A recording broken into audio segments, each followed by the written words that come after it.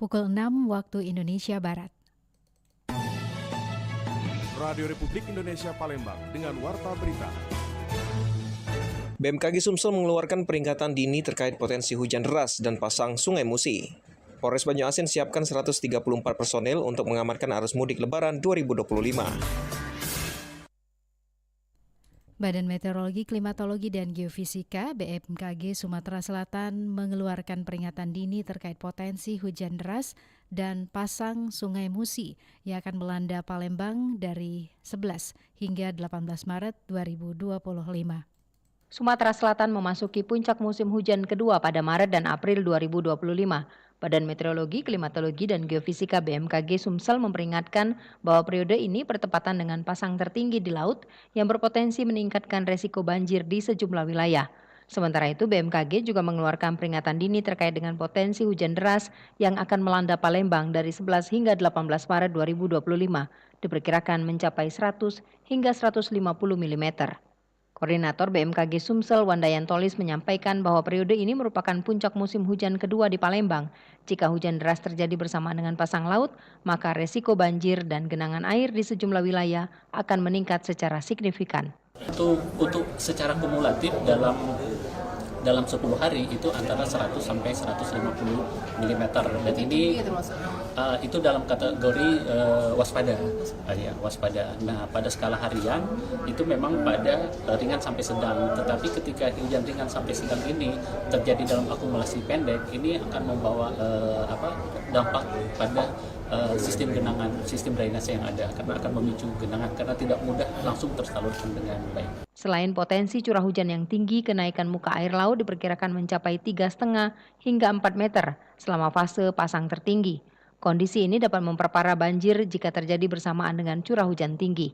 BMKG Sumsel mengimbau masyarakat terutama yang berada di kawasan rawan banjir untuk tetap waspada dan segera mengambil langkah antisipasi guna mengurangi dampak cuaca ekstrim. Sementara itu, Wali Kota Palembang Ratu Dewa menghimbau warga di 18 kecamatan untuk mewaspadai cuaca ekstrim yang diperkirakan akan terjadi pada 11 hingga 18 Maret 2025.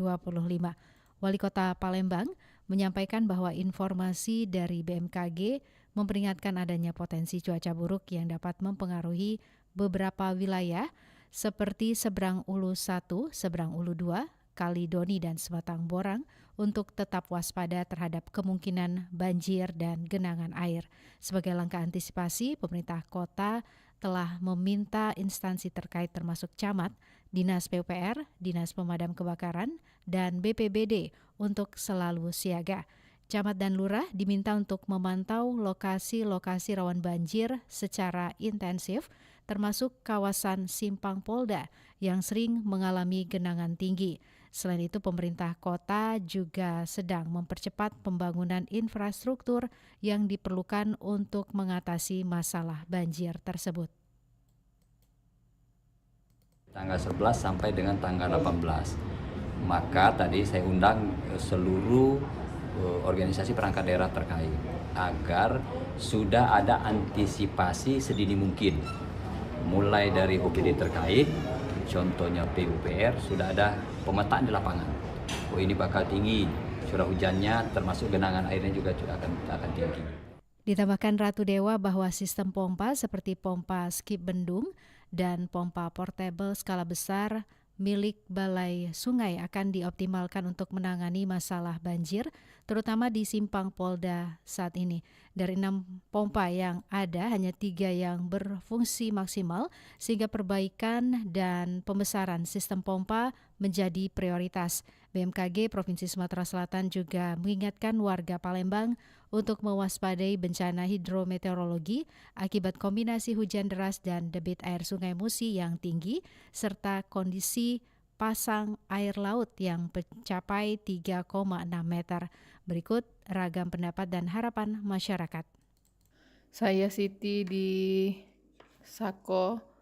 Saya harap pemerintah cepat tanggap terhadap bencana, terutama banjir yang kalau hujan sedikit mulai langsung banjir. Jadi diharapkan pemerintah lebih cepat tanggap terhadap banjir di Kota Palembang. Saya Rian di Sekojo. Yang menjadi masalah adalah banjir, benar. Palembang sangat banyak genangan air saat hujan, banjir, dan juga masalah-masalah seperti got mampet dan juga mungkin sedikit akibat sampah yang menumpuk. Pemerintah diharapkan dapat menanggulangi bencana ini. Untuk mengulas lebih jauh terkait potensi bencana hidrometeorologi akibat cuaca ekstrim yang mengancam pada sejumlah daerah di Sumatera Selatan, berikut kita simak wawancara Rian Apridani bersama Kepala Unit Data dan Informasi BMKG Sultan Mahmud Badarudin II Palembang, Sinta Veronica Andayani berikut ini.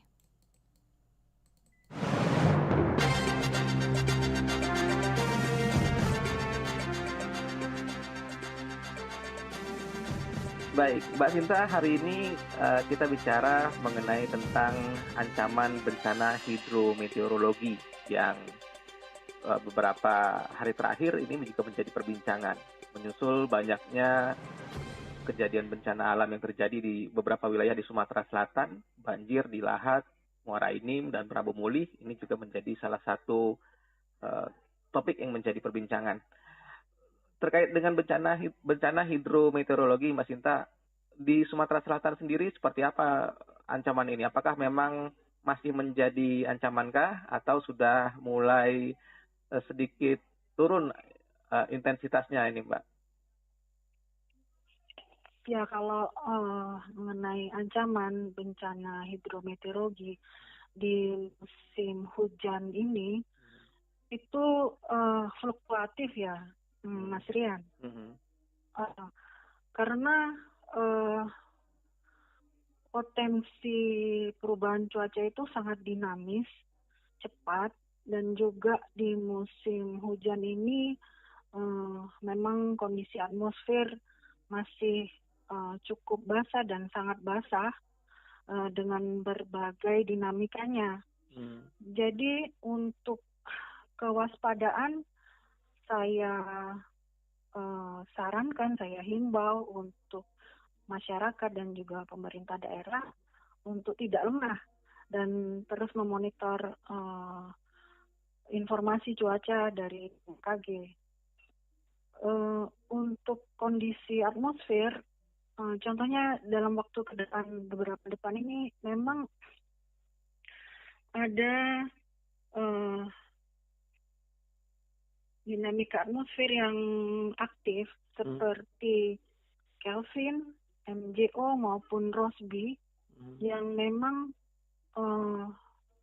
menambah massa uap air di kondisi lembab ini, di kondisi basah ini. Jadi untuk musim hujan memang aktif monsun Asia yang basah, yang dimana sering tumbuh pertumbuhan awan hujan, ditambah lagi dinamika atmosfer yang seperti saya sebutkan tadi, seperti MJO, Kelvin, dan Rossby ini yang minggu depan ini memang berganti-ganti untuk menjadi pemicu hujan bertambah lebat di wilayah Sumatera Selatan. Jadi hal inilah yang perlu menjadi perhatian, bahwa kondisi cuaca hujan ini memang belum berkurang intensitasnya. Nanti kalau dari karakteristik Sumatera Selatan, memang periode Februari, Maret memang ada terjadi penurunan jumlah curah hujan, namun di periode akhir Maret, April, atau Mei itu bisa meningkat lagi. Tapi di penurunan di musim hujan ini masih cukup tinggi, sehingga bisa juga memicu bencana hidrometeorologi.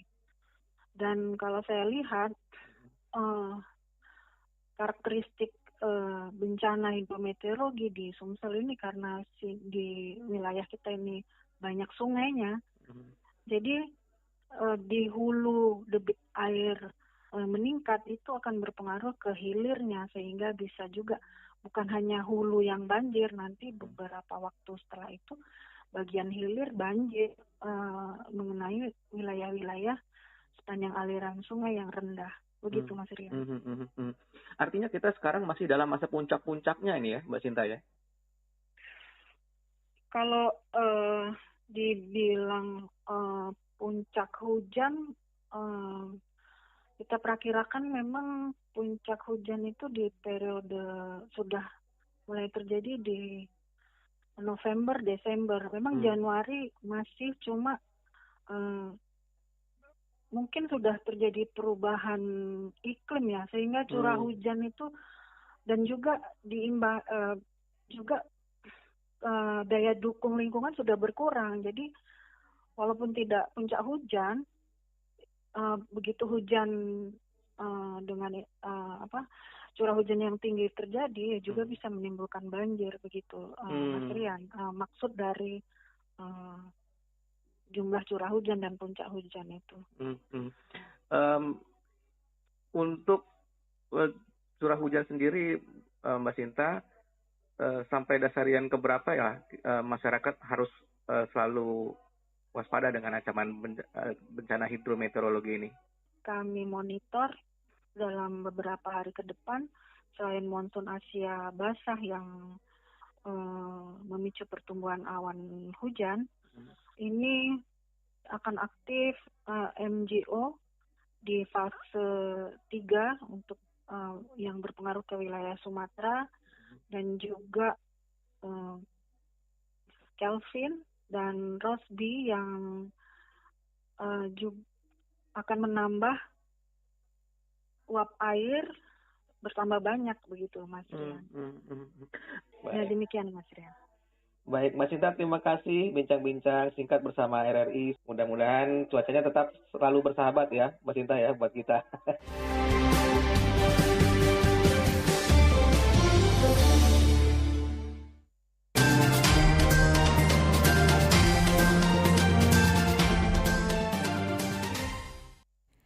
Beralih ke berita selanjutnya, Polres Banyuasin siapkan 134 personel untuk mengamankan arus mudik Lebaran 2025. Sejumlah langkah strategis telah disiapkan.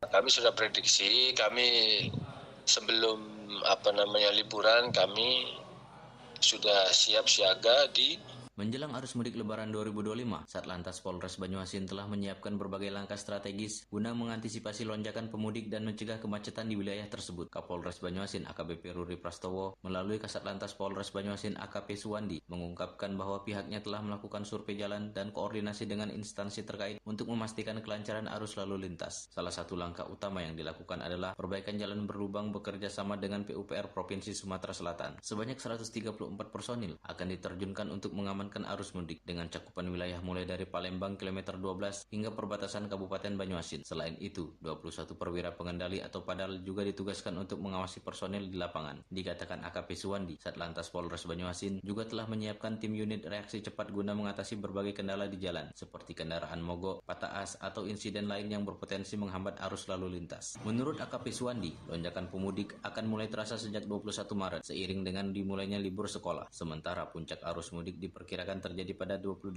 Maret, bertepatan dengan libur perkantoran. Kami juga sama persiapan, pasti yang pertama survei jalan, terus ditingkatkan untuk anggota khususnya lalu lintas karena kita harus jemput bola, jangan sampai terjadi kemacetan yang ada di Banyuasin. Dan kami juga berkoordinasi dengan pihak-pihak terkait khususnya PUPR terkait masalah jalan yang rusak. Alhamdulillah itu sudah direspon dan sekarang sudah mulai penambalan di jalan-jalan yang lubang itu. Sebagai penutup, AKP Suwandi mengimbau masyarakat yang melintasi Banyuasin agar selalu mentaati aturan lalu lintas dan memastikan kendaraan dalam kondisi prima sebelum bepergian. Dari Kabupaten Banyuasin, Muhammad Maulana, RRI Pro 1 terus mengudara untuk Indonesia. Dalam 3 bulan terakhir, tim Kementerian ATR, BPN, Kementerian Pertahanan, dan TNI telah menyelesaikan 92 kasus.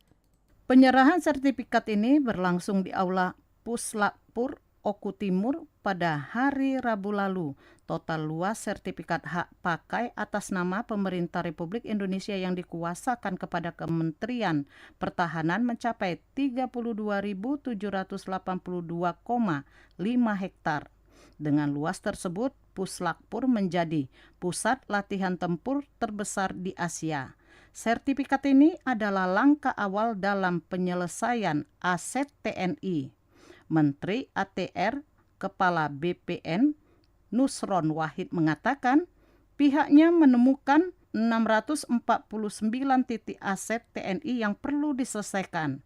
Ini pekerjaan besar, tetapi pihaknya akan menangani secara bertahap untuk menjaga aset negara tanpa mengesampingkan kepentingan masyarakat. Kementerian ATR BPN mengusulkan skema hak pengelolaan atau HPL bagi seluruh aset tanah TNI.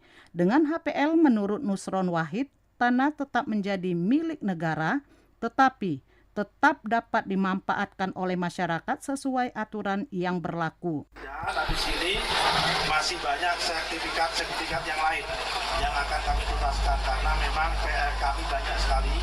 Ada sekitar 649 titik untuk aset-aset di bawah Kementerian Pertahanan, baik yang dikelola oleh Kemenhan sendiri maupun dipakai oleh Mabes TNI maupun dipakai oleh Kesatuan TNI AD, Kesatuan TNI Angkatan Laut maupun Kesatuan TNI Angkatan Udara. Rata-rata karena belum ada sertifikatnya, rata-rata banyak sekali yang diokupasi masyarakat. Karena itu akan kita urai satu persatu. Sementara Kepala Staf Angkatan Darat Jenderal TNI Maruli Simanjuntak menyambut baik usulan tersebut dan menegaskan komitmen TNI dalam menjaga keseimbangan antara kepentingan negara dan masyarakat. Pihaknya akan membenahi aset tersebut tetapi juga memastikan bahwa masyarakat yang telah lama memanfaatkan lahan tetap mendapatkan manfaat. Dikatakan Maruli, hal tersebut harus menjadi solusi yang adil untuk semua pihak. Dan keberadaan kami ini bermanfaat untuk khususnya di daerah sini, dan juga tadi yang disampaikan oleh Pak Menteri bahwa nanti mungkin di seluruh Indonesia lahan-lahan kita bisa kita pergunakan untuk kepentingan Angkatan Darat pada khususnya, dan juga kalau memang tidak dipergunakan oleh Angkatan Darat bisa digunakan oleh masyarakat. Berdasarkan data ATR BPN, dalam 3 bulan terakhir, tim Kementerian ATR BPN, Kementerian Pertahanan, dan TNI telah menyelesaikan 92 kasus. Dari total 649 titik, sebanyak 126 berkaitan dengan TNI Angkatan Darat, sementara sisanya berada di bawah Kementerian Pertahanan. Lamsihar Silitonga melaporkan. Ya, pendengar, Gubernur Sumatera Selatan Herman Deru melaksanakan safari Jumat di Masjid Al-Ikhlas Jalan Sersan Zaini, Kelurahan 2 Ilir, Kecamatan Ilir Timur 2 pada Jumat 14 Maret 2025. Usai menunaikan sholat Jumat, Herman Deru mengingatkan masyarakat untuk tetap bijak dalam berbelanja di bulan Ramadan dan menjelang Idul Fitri. Herman Deru juga meminta masyarakat untuk tidak melakukan panic buying yang bisa menyebabkan kelangkaan dan kenaikan harga bahan pokok. Menurutnya, jangan sampai jumlah belanja yang meningkat menyebabkan para penjual menyimpan stok mereka sehingga terjadi kelangkaan dan harganya pun naik.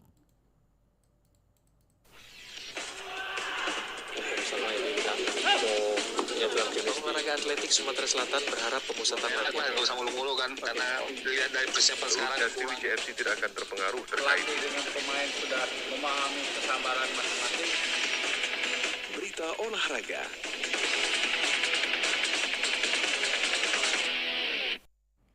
Dari dunia olahraga, jadi perwakilan Sumsel, PS Lalembang diharapkan mampu melaju ke final Liga 4 Putaran Nasional 2025. Asosiasi Provinsi PSSI Sumatera Selatan yakin PS Palembang mampu menjuarai Liga 4 Nasional dan juga meraih tiket promosi ke Liga 3 musim depan. Hal ini dikatakan oleh Sekretaris Aspro PSSI Sumsel Syahril Musa. Tim kebanggaan Sumsel itu diprediksi bisa melaju hingga final berkat persiapan matang dan juga pengalaman mereka di kompetisi sebelumnya. Ia menegaskan bahwa PS Palembang memiliki potensi besar untuk tampil sebagai juara. Pihaknya percaya dengan kekuatan dan pengalaman PS Palembang, targetnya bukan hanya lolos babak penyisihan, tetapi juga menembus final dan juga meraih tiket promosi ke Liga 3 musim depan. Selain itu, Aspro PSSI Sumsel juga masih menunggu keputusan dari PSSI Pusat terkait kemungkinan tambahan kuota bagi Sumsel di putaran nasional.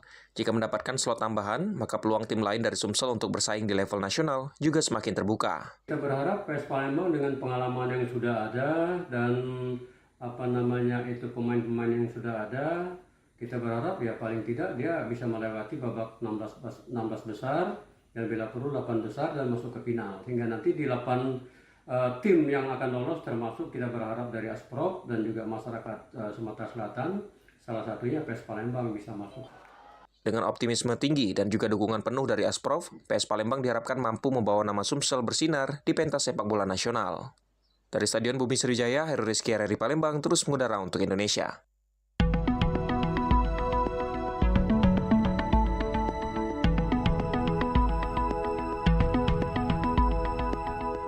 Informasi tadi mengakhiri Warta Berita pagi ini.